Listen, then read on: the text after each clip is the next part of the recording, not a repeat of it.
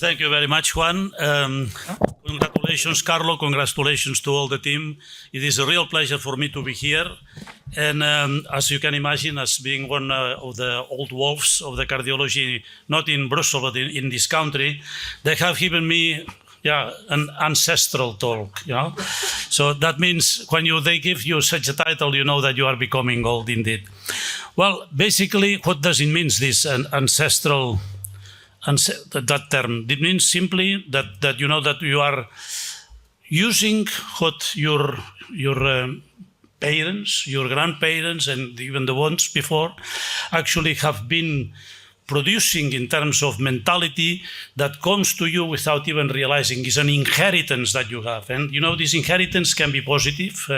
You can become a criminal, depending where you are born, or you can become somebody good, full of virtues. Of course, if I have to talk about my ancestors in electrophysiology and cardiology, then I will talk about the virtues. I'm not going to destroy anybody because first of all, they have done great contributions to medicine. And secondly, we have to have respect for the people that are not anymore between us, because I'm going to talk about the people I actually worked together in these 50 years that I'm a doctor. This year I'm 50 years doctor, and that are not anymore with us. But I want to do that in a special way. So who knows who is this beautiful man? Nobody from South America here? Nobody from Argentina? No? Well, I thought already that you would not know, because he was not that old actually when he died, and he didn't die that long ago, but will come. But maybe we can get some hint if I just show you this slide. And I took my analog, not digital compass, because it seems that PowerPoint today still does not have a digital compass to measure the thing. So what we are seeing here, we're seeing a simple 5-lead ECG in a patient that has episodes of syncope. We see sinurhythm, and you see that the tracing from the left side to the right side changes clearly. We go from a negative complex in lead V1 to a positive complex, so from a left bundle branch lock to a right bundle branch lock. And there is something that is persisting, which is the left axis deviation. And you see that the PR interval prolongs. Anybody that knows the name of this electrocardiogram in classical electrocardiography, how do we call that? Alternating bundle branch block. Alternating bundle branch block. And actually the prolongation of the PR interval is produced by a prolongation of the HB interval. I'm not going to show you the electrophysiological data, you have to believe me, but this is showing you some very important phenomena. First of all, on the left side, we call that a complete left bundle branch lock, and on the right side, a complete right bundle branch lock. Well, how can it be? If the left bundle is completely blocked on the left side, how can it be conducting now on the right side? And vice versa. If the right bundle is completely blocked on the right side, how it can be conducting on the left side? Because there is conduction over the right bundle here and over the left bundle there. Otherwise, the patient is dead. Well, simply because this is not complete. This is simply slow conduction. Actually, there is a slow conduction over the right bundle in the right side and over the left bundle in the slow side. And that's what is shown here. I said left axis deviation. How do we call that? When we have right bundle branch block and left axis, we call that a left anterior hemiblock. A bifascicular, trifascicular block in this case. And who is this guy then? Anybody has ever read a book which is called The Hemiblocks? No? Okay, let me show you. These are the original tracings by this guy. We'll come to the name later on. I actually don't see my mouse here. I don't see my mouse here, please. I would like to see that. And we see the left axis deviation, a normal electrocardiogram, except for the left axis deviation. This is a classical left anterior hemiblock. Okay, now we see it, yes, okay. Left anterior hemiblock, and if we look at the next slide, this is a classical right and posterior hemiblock of the left bundle.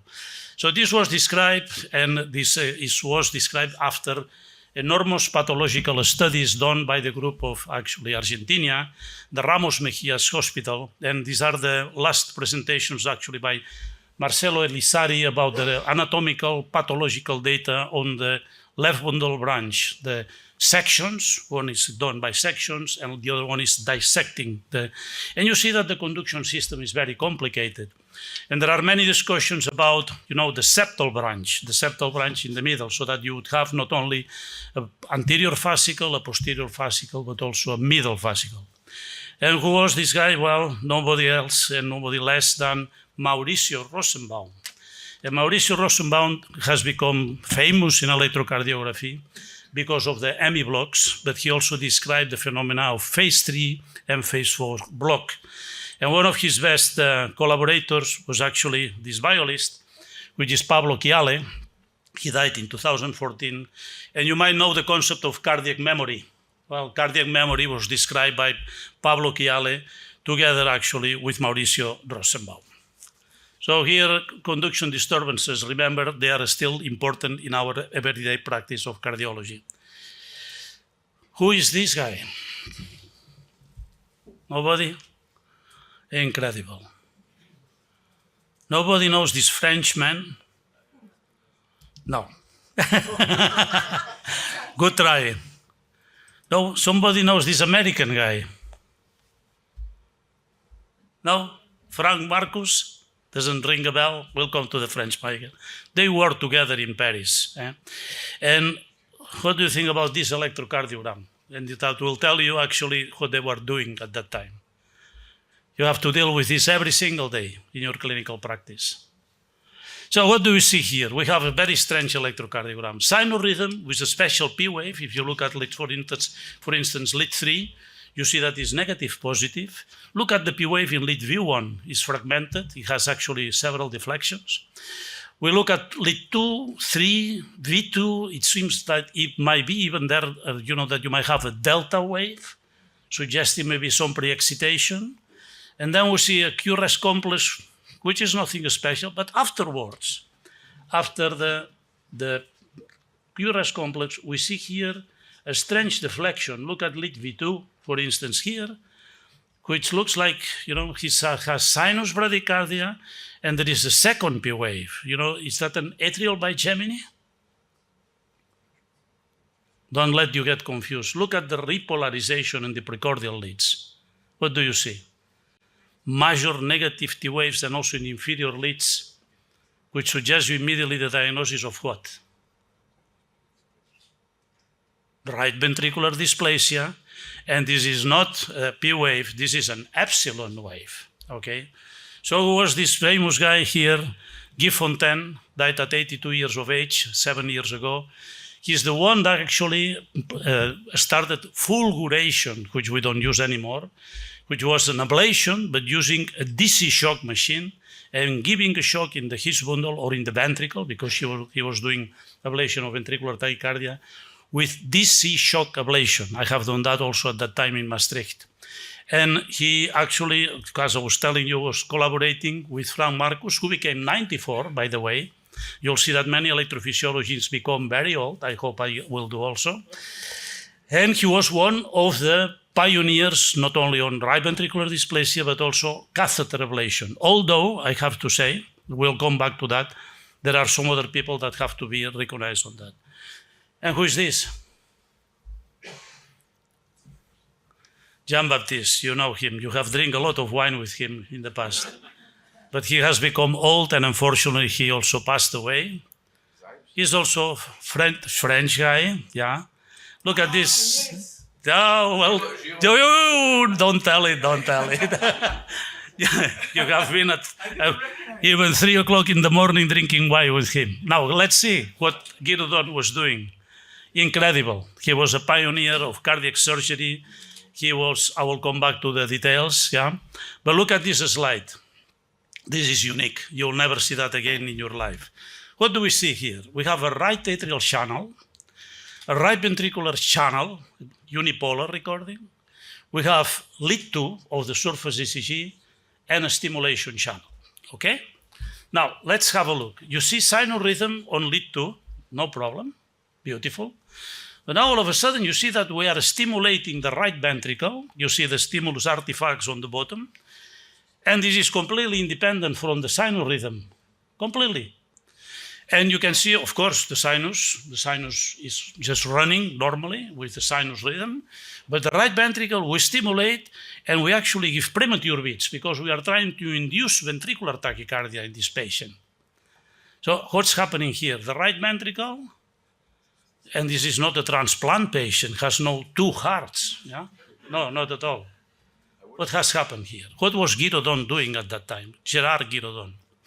Gerard Giraudon was the pioneer of actually the encircling ventriculotomy. That was one of the ways to operate for ventricular tachycardia, to go around aneurysm in patients with myocardial infarction and isolate this aneurysm so that electrically will be isolated from the rest of the heart. But this was done also for right ventricular dysplasia. And look, what you see here, these circles, is showing to you, and that's the beauty of this slide, the contribution of the right ventricle to the electrocardiogram is only like a P wave. The right ventricle activation is just giving you something that looks like a P wave. Follow and just go to the last premature beat and you will see there, this is only like a P wave. So when we look at right bundle branch lock and we say the R wave on the last part of the ECG, this is activation of the right ventricle. No, this is activation of the right-sided part of the left ventricular septum, not the right ventricle. And actually, I have made a drawing for you to illustrate what it was done at that time to try to cure actually the patients with right ventricular dysplasia. You have a patient, this is a drawing of the heart more or less, where he has ventricular tachycardia from the right ventricle, right ventricular dysplasia. So Giraudon goes and makes a disconnection, and actually what I draw here is true. He actually cut the whole right ventricle, put it on the table, yeah, that's why I draw it like this. Then it was thrown back into the heart. The VT could persist, but actually the patient continued in sinus rhythm, and if the patient did not have the VT, we could stimulate the right ventricle and has no effect on the left ventricle. So that's what you see on the ECGs. The first one shows you ventricular tachycardia, this one, which of course is giving on the ECG ventricular tachycardia. The second one, you have ventricular tachycardia on the right ventricle on the table, but the heart is on sinus rhythm, and that was what was happening. The third one, you reconnect the ventricle on with ventricular tachycardia, and they are completely independent from each other. And then once you stop the tachycardia on the right ventricle, you get sinus rhythm, you can stimulate the ventricle and get these little waves there. Important is for me that it shows to you that many concepts on electrocardiography can get challenged by some experimental studies, because this was quite experimental at that time. I have to tell you, the right ventricular disconnection was abandoned because these patients developed an aneurysm of the right ventricle with, unfortunately, multiple clots, and usually they died of right-sided failure because of pulmonary embolism the first days after surgery. So that was a short-lived experiment, and fortunately with the bent of ablation techniques, that has not been necessary anymore. So Gerard Giraudon died at 87 years of age while jogging in Canada. He was jogging at 87 years of age, so be careful with jogging. He did a lot of studies on ventricular tachycardia ablation, surgical ablation, but also you have to know that he's the one that actually started to do cryoablation in ventricular and supraventricular arrhythmias, and particularly in the Wolff-Parkinson-White syndrome. And the last patients that he operated were actually in Aalst. Yeah? Here we had some fun together with Giraudon, serious. And here you can see that's the last surgery probably that was done in the world for the Wolff-Parkinson-White syndrome. What do we see here on the bottom? On the left you have Karlsheim Cook, in the middle myself, and on the right you have Gerard Giraudon. We had operated a patient on the second floor for Wolff-Parkinson-White syndrome, and I had a kid of 6 years of age with Wolff-Parkinson-White, and I knew that Carl Cook was starting already to do some ablations. I knew that he was in Brussels. I called him and said, Carl, you have to come here and help me with this kit. And we actually did the ablation when Gerard was there after his surgery. And I can tell you, when Gerard saw the electrocardiogram with Wolf Parkinson White, and all of a sudden, normal sinurhythm, he started crying. And he says, my job is finished. I have no job anymore. That's it. He was completely convinced, indeed, that surgery for the Wolf Parkinson White syndrome was, that day, was the last one he would ever do in all his life. And that was like this, fortunately for our patients. Well, who is this one? Now we go to America. John Gallagher. That doesn't ring a bell? Well, John Gallagher. Was the counterpart of Duke University. Then we had Chicago with Kenneth Rosen, who died actually like Rubens, making love to his girlfriend in the Bahamas, died the most beautiful way he could die. And Kenneth Rosen, actually he was the one that was the chairman of my first presentation ever in the United States of an abstract. And we were all smoking in the room, can you imagine, in the 80s, smoking in the American Heart Association, okay? And when Kenneth Rosen died, the only, let's say, competition that we had in the United States was Duke University against Maastricht. Yeah? Gallagher against Ken Wellens and myself. And Gallagher actually has done a lot of interesting things, and also in the Wolf Parkinson White syndrome. So what is this? Let's see. Now that's a paradoxical thing, no? We have a tachycardia on the left side, as you can see, with left window branch block. And all of a sudden, the tachycardia accelerates. There we go. If I take, okay, clear, it accelerates, and the left window branch block disappears. How is that possible?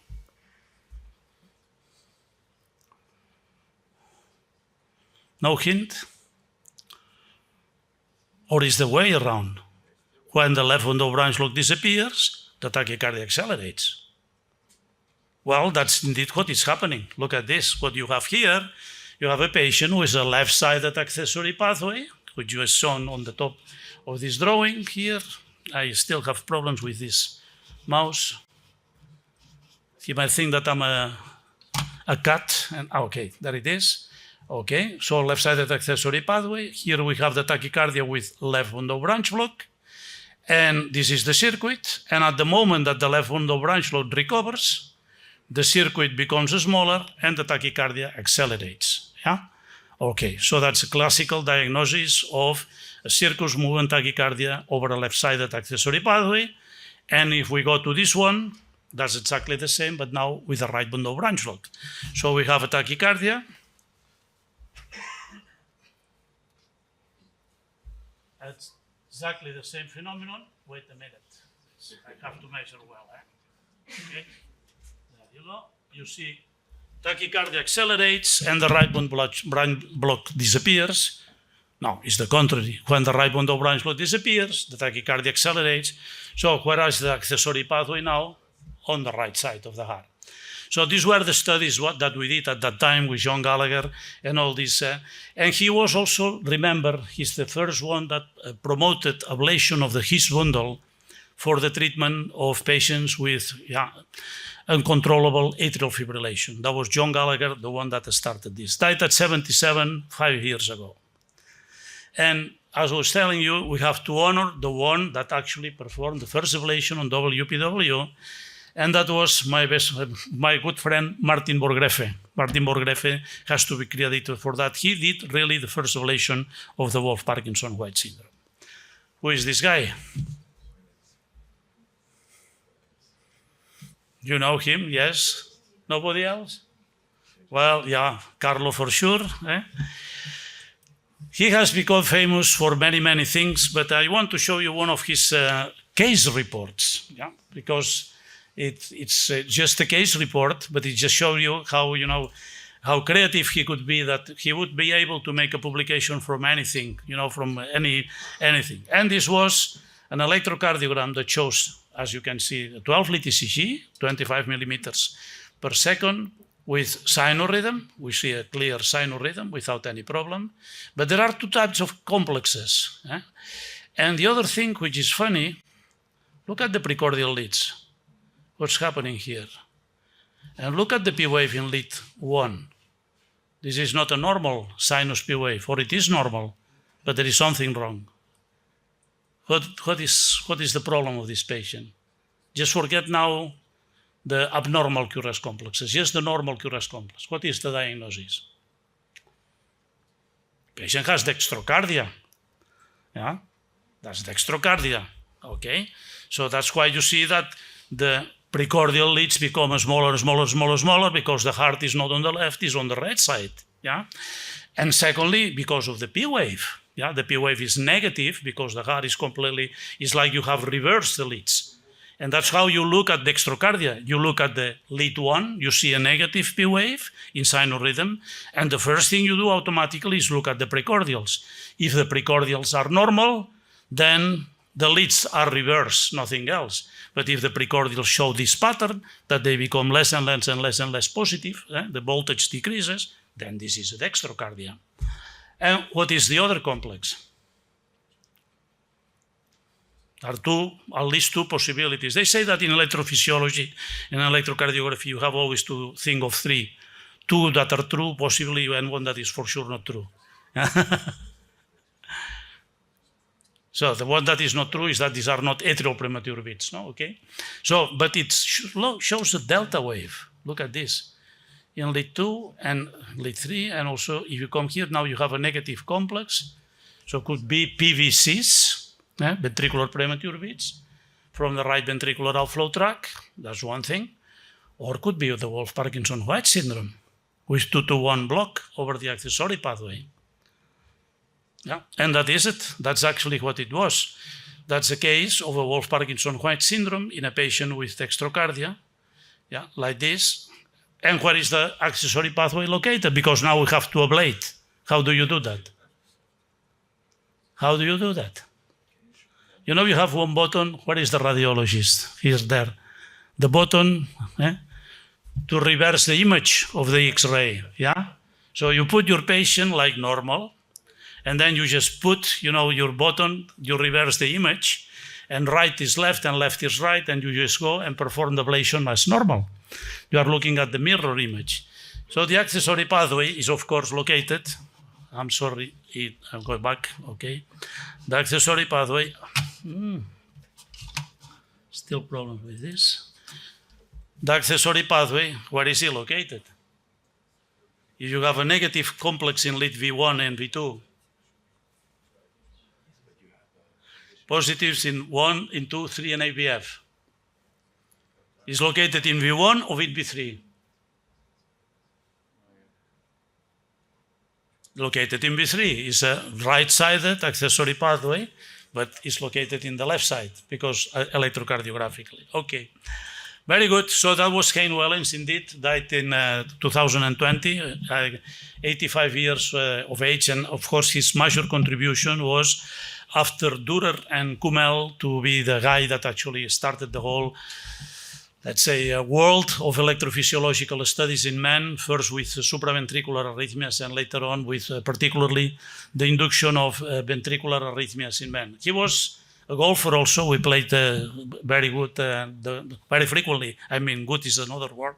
Yeah, frequently the two. And that's the only guy I have seen who is capable to, with the drive, to actually hit the ball backwards, yeah, because his swing was not going like this, his swing was going like that, So we had a lot of fun together also with Mark Josephson, which I'll show you later on.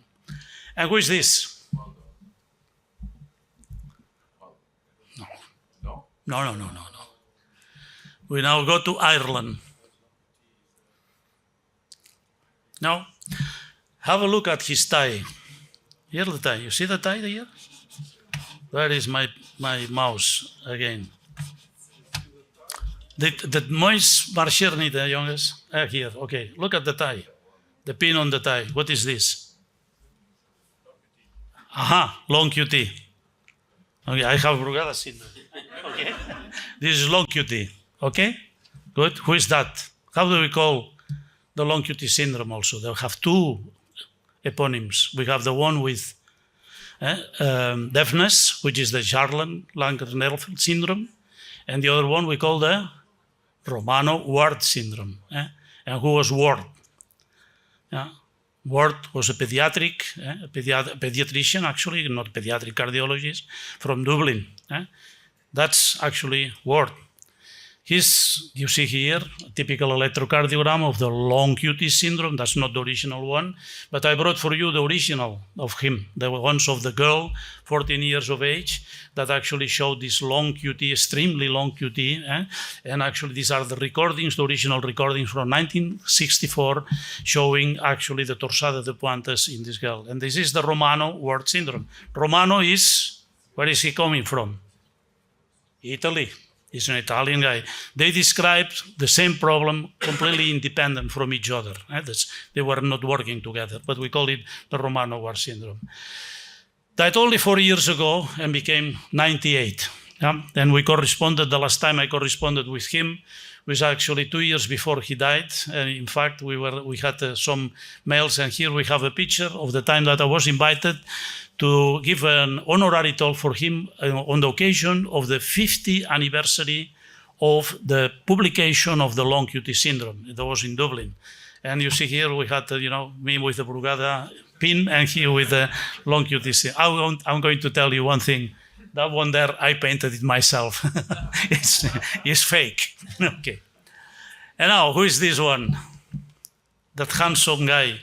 As you see immediately, that he's French. Andrea, you mentioned it, no? Well, look at this. Let's have a look at this tachycardia. How do we call this tachycardia? We have here, you see, leads 2, right? Lead 2, 3, V1, V4, and V6. Tachycardia stops, sinus beat, tachycardia reinitiates. What is the main feature of this arrhythmia? We see, look at this very negative P wave in the precordial leads, extremely negative P waves in the precordial leads, and actually late after the QRAS complex. What is this?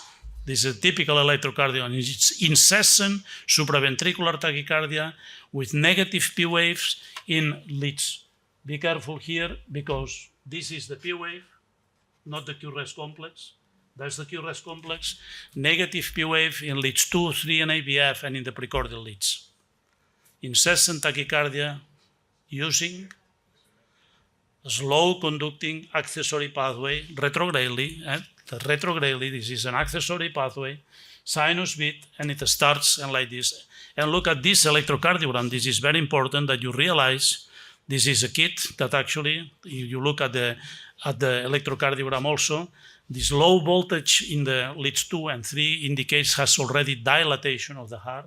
This is a tachycardiomyopathy because of an incessant supraventricular tachycardia using what we call a Kumel accessory pathway. That's Philippe Kumel, nobody else than Philippe Kumel, who actually described also the short-coupled VT, that now we call catecholamine polymorphic ventricular tachycardia. That's the same, CPVT and the short-coupled torsada de pointes. Okay, so Philippe was a great guy. He actually implanted one single defibrillator in all his life, and that defibrillator was the first in Europe. Incredible, I'll tell you the story. The patient came to Maastricht to implant the defibrillator with Michel Miroski. But it was not done by us, it was done in Paris. And then I was working in Maastricht. 25 years later, when I was working in Maastricht, in Alsam, a patient appears and he comes because he needs some preoperative studies and everything. It turns out that he has a defibrillator. And that was the same patient that had the defibrillator implanted 25 years before, had still the same defibrillator, had never seen a cardiologist in 25 years after the implantation.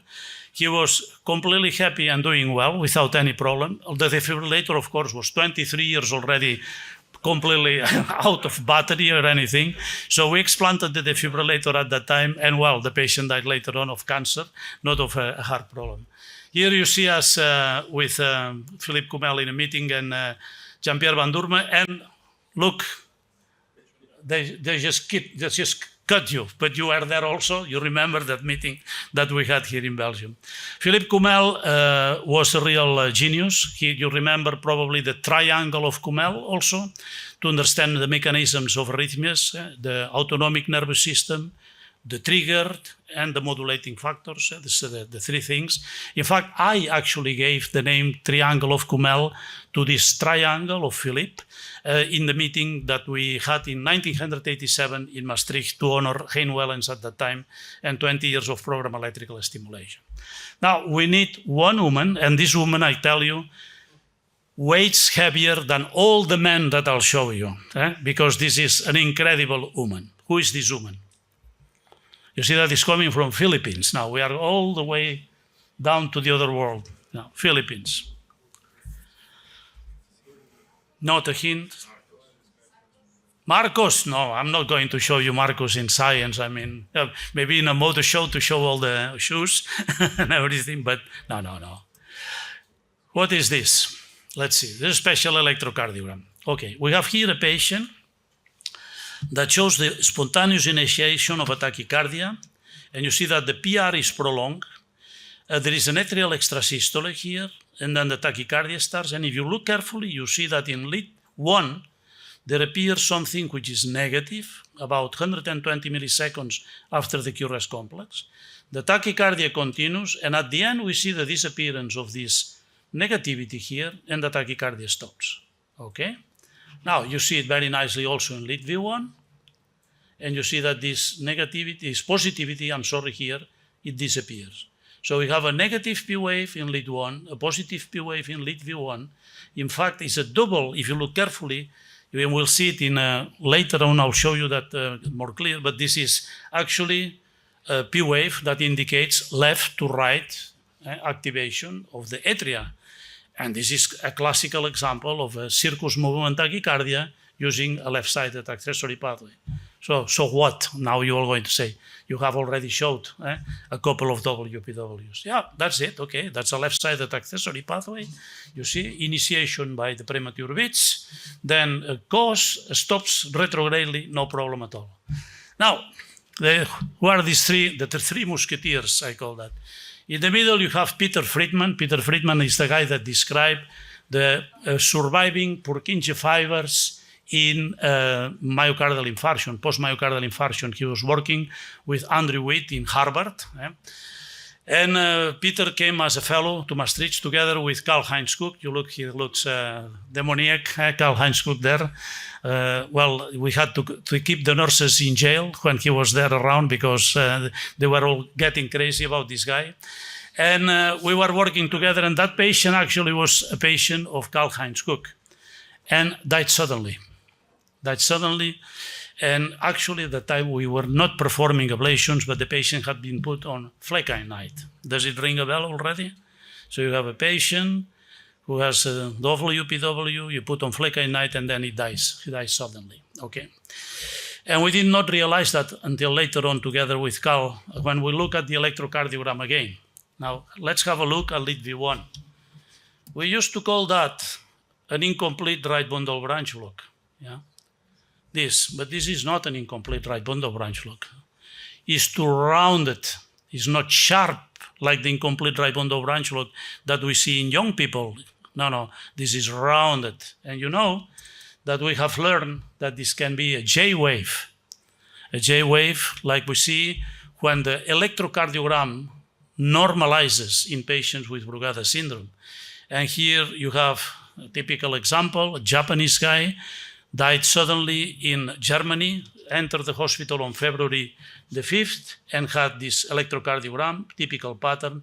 And look how the ECG changes in the next days. And actually here you see that if you measure what is now called the beta angle, which is just putting a line on the ascending part of the S wave and this one on the descending part of the R prima, this angle is very wide. This is not an R prima of right bundle branch lock incomplete. This is actually Brugada syndrome. And the patient effectively died of Brugada syndrome. So let's go back to this lady. Who is this lady? Maria Paz Mendoza Guazon. Okay. She was the first lady in Philippines, when Philippines was still a United States colony, to become a doctor. And not only to become a doctor, she became one of the members of the board of the university. She was a fighter for human rights, and particularly for women rights already at that time. And what she described the Ban Gun Gut. She described on her book, which has nothing to do with medicine, that the people, in Philippines, from time to time, we are seeing young people dying suddenly at night. She had no electrocardiograms. The electrocardiographer did not exist at that time yet. She had no follow-up. She had nothing. She had no genetic testing and everything. But she's the one that has to be credited for the first description, actually, of sudden death caused by Brugada syndrome. So as I was telling you, for me at least, she weighs much more than the rest of the guys. And who is this one? He's looking so ugly to you, eh? This also a French guy. How are we doing with time? Well, he did a lot of work in electrocardiography. He was the promoter of the whole school of electrophysiology in France also. He's the only guy that has been capable of smoking at the American Heart Association meeting, not at the time with Kenneth Rosen, but even, let's say, 10 years ago, he was still smoking in the meeting, and that nobody ever had dared to say anything to him because he was so special in his mentality. Well, we see here just simply one electrocardiogram that you will see here, lead V1, a tachycardia that terminates, and when we see the termination, there is something that disappears, which is this R' in lead V1, typical for AV nodal reentrant tachycardia. So that's what's happening. We have a circuit in the AV node, and then all of a sudden, this tachycardia terminates because there is a block here, retrogradely, and then this disappears. So Robert Slama died at 80 years of age. He was really the promoter of French rhythmology, like Dirk Durer was the promoter of rhythmology in the Netherlands, like, for instance, Kenneth Rosen was the promoter of electrophysiology in the United States, and Mauricio Rosenbaum, the one in, and Chavez was the promoter in Mexico. So you have all these guys that actually started all these more or less simultaneously. And here you have Robert Slama, together with me, and Etienne Alliot in a meeting that we had in La Grande Motte. He was not smoking at that moment, but usually he had always a cigarette on his hands. And who is this gentleman?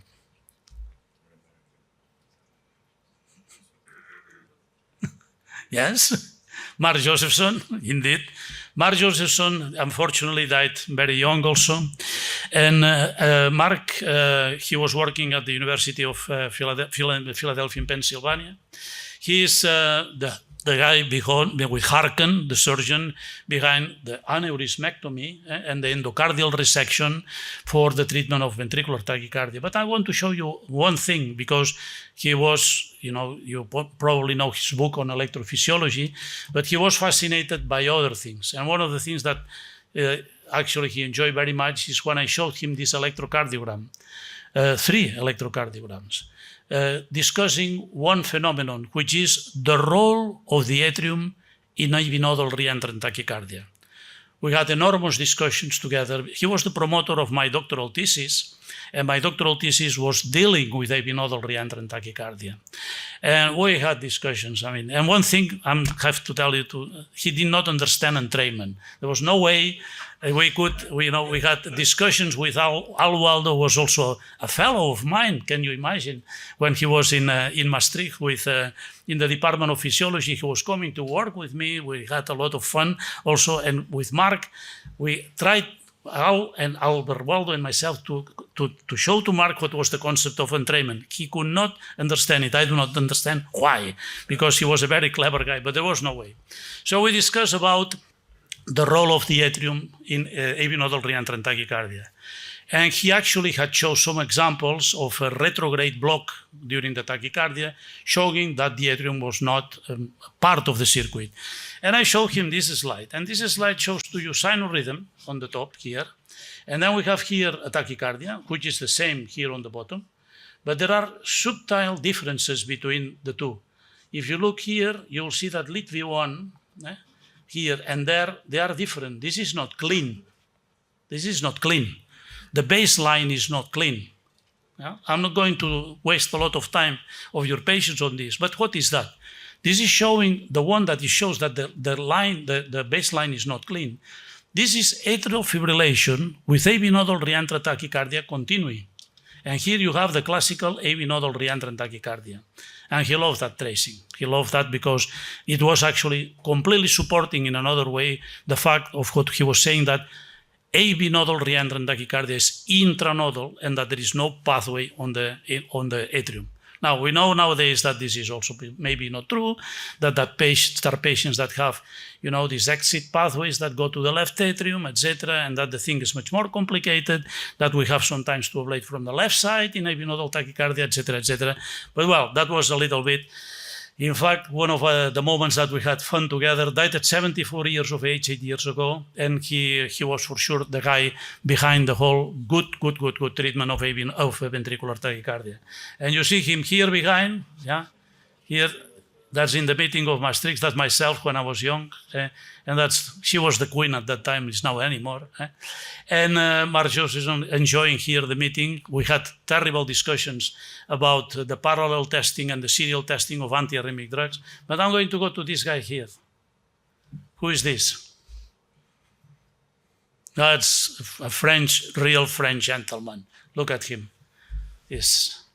You had to see him in the Camarga at 90 years of age, on his horse, with his head, with the toros there around the bulls, and with his spear, just going there at 90 years of age. Who is this? Look, Paul Puech, 1992, he was actually the chief of physiology of the University of Montpellier. And here, you see, his work is atrial flutter. And today we have been looking at mappings of atrial flutters and everything. He was doing that by hand at that time. We're talking about 1956. Okay, it's dedicated to me, that his doctoral thesis. And all these tracings were, done by hand and actually put together, measuring, etc., for actually discussing the whole mechanisms of atrial flutter, which you can see he's drawing here the way. And I'm not going to go to other details, but he was showing the activation of atrial flutter, all based on hand-measured the electrograms. And look at this. This is the doctoral thesis of Hein Wellens, yeah, in 1971. And still in 1971, you see it on the right side, they were discussing about the mechanism of atrial flutter, whether it was a focal arrhythmia or a reentrant arrhythmia. And the doctoral thesis of Hein Wellens, when he published also the effects of electrical stimulation in the study and treatment of tachycardias. We go to South America. Anybody that knows this person? Mamma mia. You have to know it's an ancestors. You have to know them. They have created all the basis of what you are doing today. No? Okay, let's see if it sounds well. We have here a special arrhythmia. Be careful because it's very confusing. If you look at the right side, you see immediately that this is a tachycardia with a Y-correct complex, with positive complexes all over the precordial leads. So this can be only two things, either a ventricular tachycardia or actually there's an antidromic tachycardia over a left-sided accessory pathway. But if you now go carefully and look at here, you will see that there is something strange. From time to time, we have an isoelectric line. And if you look now, first we have to see what is the QRS complex, which is this and this. So this is a retrograde P wave. That is a retrograde P wave. And all of a sudden disappears here and continues. Well, so there is dissociation. That's ventricular tachycardia. Can never be an antidromic tachycardia or an accessory pathway. And you see it here. And this was, in the electrophysiological study, we showed that this was a subnodal retrograde block, was actually an atypical retrograde Benkevac period within the Higgs bundle. Okay, just who was that? That's Eduardo Sosa. Sosa, that's the one that started what you are doing every single day now, which is the epicardial ablation of arrhythmias. He was the creator of the idea. epicardial ablation because he was dealing with Chagas disease. And Chagas disease is not an endocardial or a midcardial, or is a disease of the endocardium, midcardium, everywhere. So they had to start to ablate also in the epicardium. And Eduardo de Sousa actually was the one that has to be honored because of that. He was an incredible singer. He was a beautiful piano player. He was really very, very, very good. Argentinian, yeah, what else do you want? But working in Brazil, in Sao Paulo at that time. And here you see myself during a visit to Eduardo Sousa in Brazil.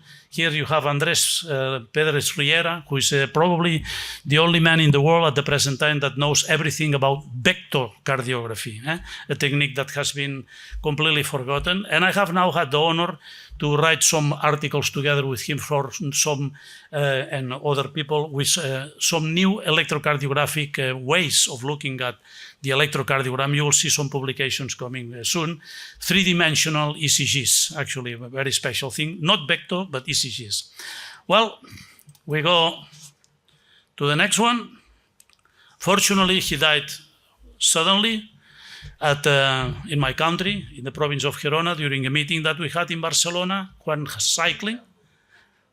Ronnie Campbell, indeed, Ronnie Campbell. And Ronnie Campbell, of course, was linked completely to also ventricular tachycardia, but ventricular tachycardia, particularly in ischemic heart disease. Newcastle upon time, he was working in Scotland. Look at this tracing. This tracing has a name. Similar does not mean equal, yeah? Because what you see here, you have sinurhythm on the... Carlo, you stop me whenever you want. I think I'm almost there. But the right side, you see the sinurhythm. And look that during the tachycardia, you have a QRS complex, which is almost identical. So then the first reaction of everybody when you have these two tracings is, this is a supraventricular tachycardia. Well, let's look carefully. If you look, for instance, at lead 2 here, you will see that there is something, oh, wait a minute, this mouse, something in the repolarization that is changing. So this is not clean.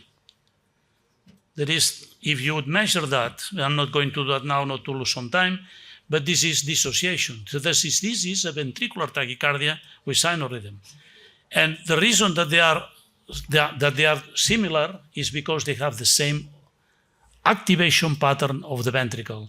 Sinurhythm with the right bundle branch block and left anterior hemiblock, and the ventricular tachycardia originating in the low septum.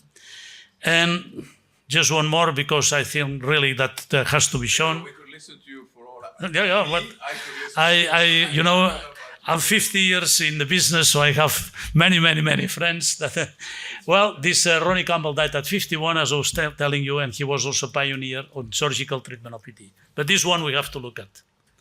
Who is this? The son is a Pulitzer Prize winner in novel in the United States of America. And I wrote him a letter because actually said that his father was an alcoholic, a smoker, and the only thing that he had done good in life was that he was actually the only expert in Brugada syndrome in the United States, in Wisconsin, that he was working.